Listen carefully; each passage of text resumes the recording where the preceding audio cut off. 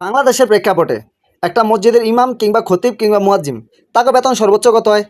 ধরেন 7 থেকে 10,000 বা 15,000, এর মানে বাইরে একটু কম বেশি হইতে পারে, ওকে ফাইন।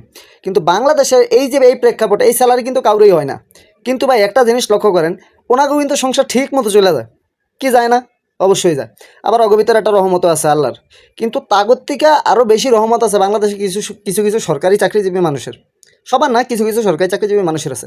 ভাই তারা যদি 20,000 টাকা বেতনের চাকরি করে, তাকে বাড়ি হয়, গাড়ি হয়, আরও কত কিছু হয়, কত সুন্দর সুন্দর কত লাইফ লিড করতেছে, জিন্দগি জীবন মানে জীবনযাপন করতেছে। তো আপনি একটা জিনিস চিন্তা করেন, তাকে মনে করেন এই যে সরকারি চাকরির যে রহমত, 8-10 হাজার বা 20,000 টাকা বেতনের যে রহমত সরকারি চাকরিজীবীকে, ওনাকে একটা জিনিস খেয়াল করবেন।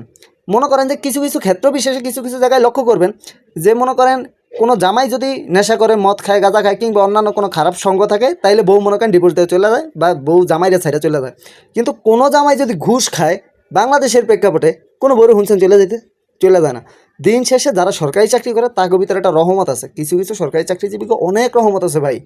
তারা অল্প টাকা বেতন পাইলেও তাকে জীবনযাপন খুব সুন্দর হয়, ছেলেমেয়ে বিদেশে থাকে বা ভালো ভালো স্কুল কলেজে পড়াশোনা করে।